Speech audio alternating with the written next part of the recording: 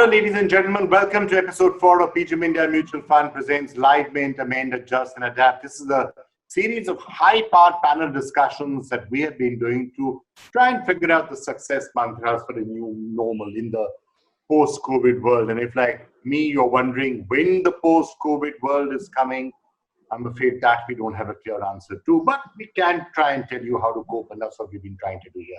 Today, in this particular episode, we're going to take a look at leadership in these turbulent times, both leadership and how you can motivate yourself. How do you motivate yourself? How do you keep yourself going through this tough period? Mr. Shiv Kumar, do you want to go first? Yeah. If you're motivating yourself or anybody else, what do you do? How do you keep yourself going? Yeah. So if you ask personally about me, I've been running a lot. I've been doing about 8 kilometers a day. I've got physically much fitter. I've really rethought my diet. I've read a lot. In the initial days, I read everything about COVID, and then I stopped because it was just becoming too much of a overload. I've really read, considerably in this point of time. Next is really engaging and energizing with people on calls such as these, and getting and feeding off their energy.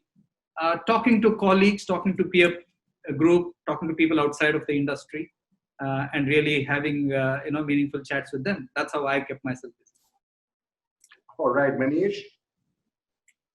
I just think that crises like this are the best time to make the investments, or at least have change.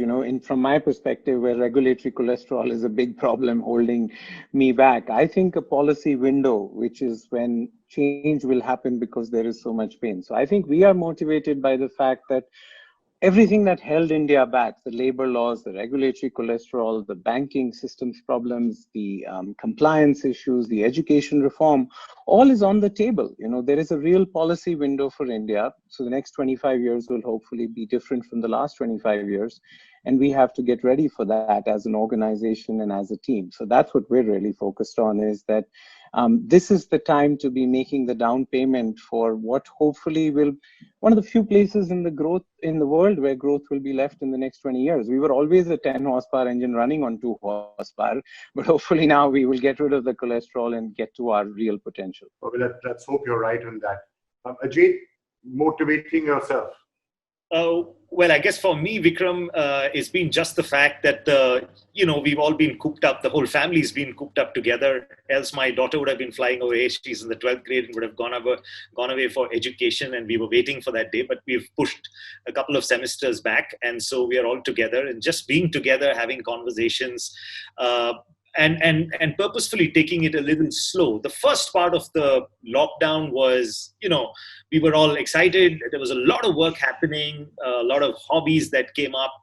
Health and fitness continues at this point of time. But I think it's got stressful, I must admit. And therefore, in the last couple of months, I think it's been about taking it slow, taking time with the family, connecting at a more personal level, both with family and at the professional level with friends, colleagues, and clients, have actually been very energizing and, a learning experience. Also drives a lot of insights into the business that we've been able to use and move the business, forward. So I think for me, that's been motivating, just getting more personal at every level. Great.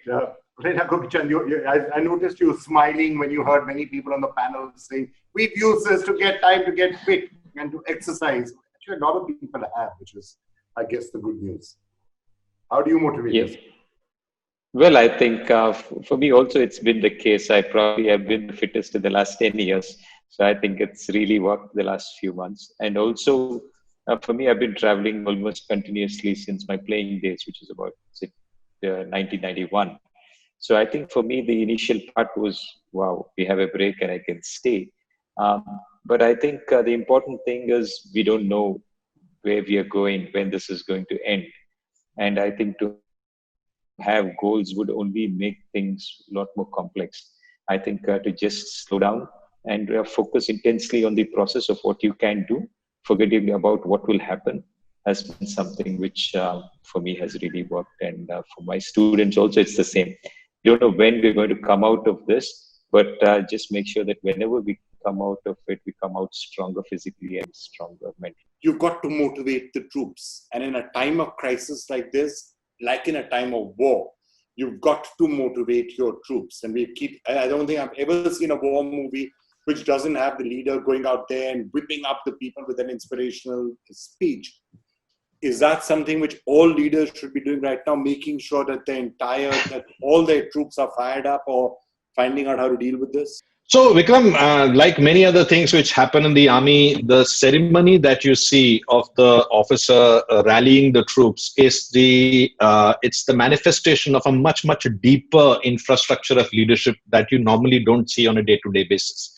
So you can't have any Tom, Dick, and Harry or a Joker come in front of the troops and say, buddy, follow me and we will do this. They won't listen to him. They will laugh him off. Matter of fact, in cases like Vietnam, you might be aware, they would actually shoot those officers. You know, the term fragging actually came from there.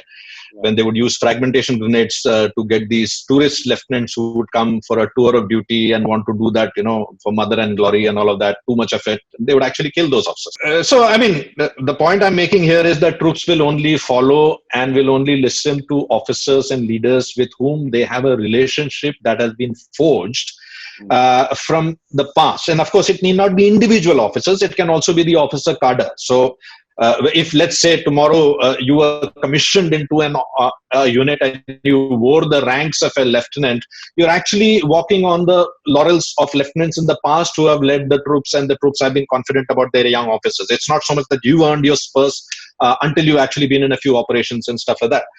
So the rallying of the troops and the war cry and the motivational, yeah, we got to do it and all of this has meaning when the leaders follow it up with the actions on ground. So if you have an organization, let's say there's an enterprise which has unilaterally cut the salary of all its employees by say 30%. And then says, you know, we have to give it for this. You know, that organization is, the troops are unlikely to listen. They will listen to him because they have to. Nowadays in Zoom, the leader will go on and say everyone has to sign and they will listen to him. But very unlikely that those words will have any meaning. So I think it's extremely important for leaders to realize that at this point in time, it's not the time where they can start making their credibility. It's unlikely that if they haven't built that credibility in the past, if they haven't been caring for their troops in the past, if they haven't actually been more caring for them during this sort of downturn, my sense is just words of enthusing them with bigger, faster, higher, the Olympic logo is not going to work very well. Troops are far, far smarter than many people give them credit for. Right now, I know many organizations, many people are extremely, and I'm using the word sick in a very deliberate way. I know that in India, 1 in 6 and 1 in 4, depending on which demography you're looking for, people are actually suffering from some form of mental health. It may be stress, it may be whatever.